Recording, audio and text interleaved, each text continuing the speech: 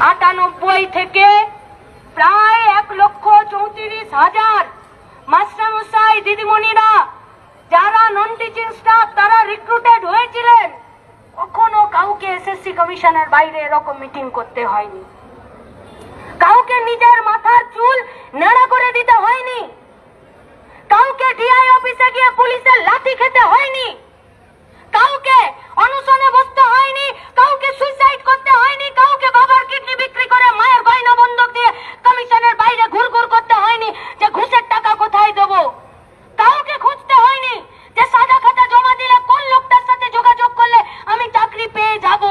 তার মানে এসএসসির চুপ করে থাকার মানে হলো অনুব্রতর মেয়েরা আর স্কুলে যাবে না, বাড়িতে টিকটক বানিয়েই বেতন পাবে।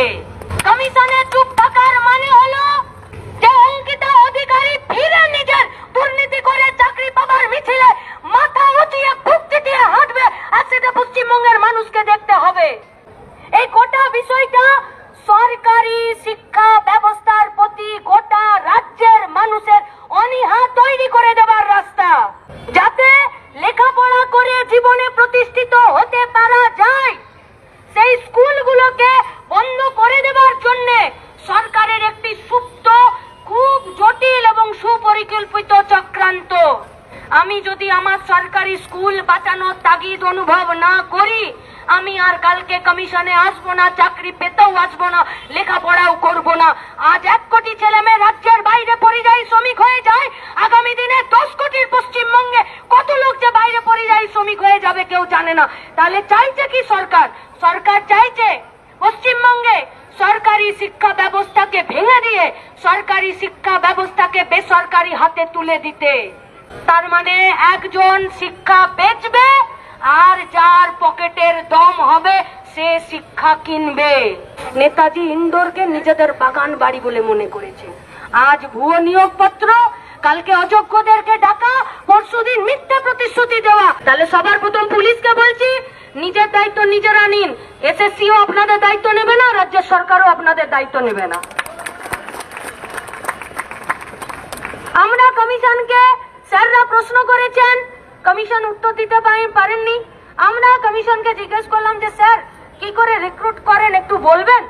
তো স্যার খুব তাড়াতাড়ি বললেন, যেটা তো সহজ কাজ। বললো হ্যাঁ, আমাদেরকে যখন স্কুল ডিপার্টমেন্ট বলে যে আমাদের এতগুলো লোকের দরকার, আমরা তখন একটা পরীক্ষা অ্যারেঞ্জ করি, আমরা পরীক্ষা নিই, যারা পাস করে তাদের একটা প্যানেল বানিয়ে আমরা দিয়ে দিই। এবারে তাদেরকে কারা অ্যাপয়েন্ট করেন এবং কারা তাদেরকে অ্যাপয়েন্টমেন্ট লেটার দেয় সেটা আলাদা। আরে স্যার তাহলে কে ফেল করেছে তাদের মার্কশিটটা দিয়ে দিন। পাস করার মার্কশিট দিতে পারছেন না, ফেল করার মার্কশিটটা দিয়ে দিন। তখন চুপ হয়ে গেছে। নেতাজি ইন্দোরে দিদির কথা মনে পড়ে গেছে যে এর বেশি বলা যাবে না, এর বেশি বলা যাবে না। স্যার বলেছেন যে আপনারা অটোনমাস বডি, তাহলে এই চিঠিটা যে আপনি পেলেন, এই চিঠিটা কোথাও পাঠাবেন? তখন হয়ে বসে বলছেন যে আমি এই চিঠি কাকে পাঠাবো না সেটা আমাদের যৌথ সিদ্ধান্তে হয়। তাহলে ঘুষের টাকায় চাকরি দেওয়াটাও যৌথ সিদ্ধান্তে হয়েছিল কমিশনের।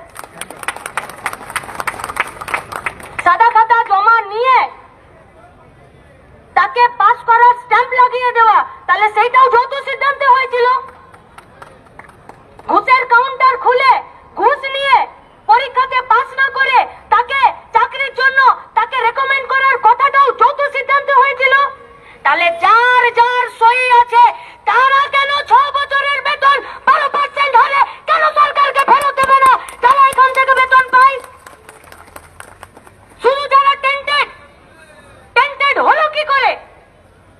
এটুকু কোমরের মুরদ নেই যে সিবিআই বললো যে তুমি 8,000 জনকে দুর্নীতির সহকারে চাকরি দিয়েছো, তাহলে তো এদেরকে বলতে হতো, কলারটা তুলে যায়, এই নাও কাগজ, 8,000 জনকে আমি দুর্নীতি করে চাকরি দেয়নি। একদম মনে হচ্ছে বেড়ালের মতন টেবিলের তলায় ঢুকে যাবে, এমন অবস্থা।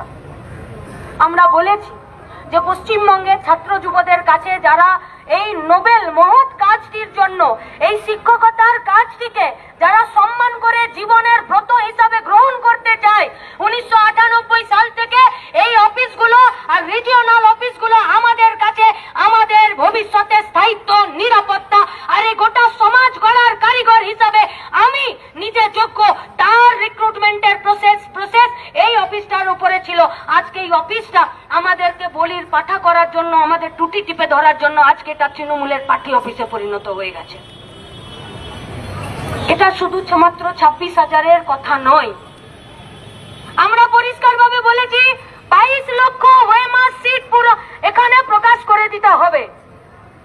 আপনারা 21,74,000-কে কেন অযোগ্য বলে মনে করলেন, আর কেন 26,000 জনকে যোগ্য বলে মনে করলেন? তাই 22 লক্ষের ওএমআর সিটই প্রকাশ করতে হবে। চাপ বেড়ে যাচ্ছে ওদের উপরে। আমরা পরিষ্কার বলেছি, যারা যোগ্য সব রাগ, সব ক্ষোভ, সব দুঃখ যন্ত্রণা গিলে নিয়ে শেষে আমরা একথাও বলেছি যে 26,000-এর মধ্যে যারা যোগ্য তাদেরকে নিজেদের চাকরিতে ফেরানোর জন্য আপনারা পজিটিভ ইন্টারভেনশন এবং ওয়ে আউট বের করুন, নইলে পশ্চিমবঙ্গের শিক্ষা ব্যবস্থা নষ্ট হয়ে যাবে। বামপন্থী ছাত্র, যুব, শিক্ষক সংগঠন সহ এখানে আজকে সব অংশের মানুষ যুক্ত হয়েছেন। আর কি একটা এসএসসি কমিশনে এবিটিআর মাস্টারমশাইরা নিজেদের কাগজে লিখতে পারেন? কি পারে না লিখতে? তাই এটা শুধু 22 লক্ষের বিষয় নয়, শুধু 26,000-এর বিষয় নয়। তার মানে একজন শিক্ষা বেচবে আর যার পকেটের দম হবে সে শিক্ষা কিনবে। আর এই সুযোগে আরএসএস, বিজেপি, মোহন ভাগবতরা আমাদের গোটা পশ্চিমবঙ্গে হাজার হাজার নিজেদের স্কুল খুলবে, শাখা খুলবে, আরএসএস এর শিক্ষা কেন্দ্র খুলবে, যেখানে আমাদের মধ্য শিক্ষা পর্ষদের সিলেবাসের সাথে উগ্র জাতীয়তাবাদ, ধর্মরাষ্ট্র হবে।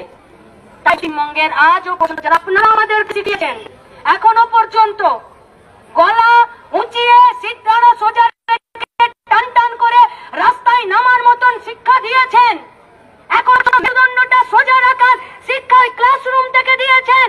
এই সমস্ত যোগ্য মাস্টারমশাই, দিদিমণিরা যদি স্কুলে না যায়, তাহলে আগামী দিনে গোটা রাজ্যে সুতি, শামশেরগঞ্জ, ধুলিয়ান হবে, তার গ্যারেন্টি কেউ নিতে পারবে না। আসলে গোটা রাজ্যটাকে এরা বেকারের মজুদ বাহিনীতে তৈরি করতে চাইছে। লেখাপড়া থাকবে না, ট্রেনিং থাকবে না, যুক্তিবাদ থাকবে না, শিক্ষা থাকবে না, স্কুল থাকবে না, থাকবে শুধুমাত্র অস্ত্রের আর বোমার কারখানা আর 22,000 মদের দোকানের লাইসেন্স। লুটে পুটে খাও আর সবাইকে কন্ট্রাকচুয়ালে, ঠিকাতে, বেকারে সবার শ্রমকে নিজেদের লাভ এবং মুনাফা করার জন্য খাটিয়ে নাও। তাই এটা শুধুমাত্র 26,000-এর লড়াই নয়, কিন্তু আমরা জানি যারা যোগ্য তাদের আজকে সামাজিক সম্মানটা নষ্ট হয়েছে, তাদের চোখের সামনে অন্ধকার ঘনিয়ে নেমেছে। তাই আসুন, কমিশন কি বলল, কি করবে, ওদের সমস্ত কিছু আমাদের জানা বোঝা হয়ে গেছে।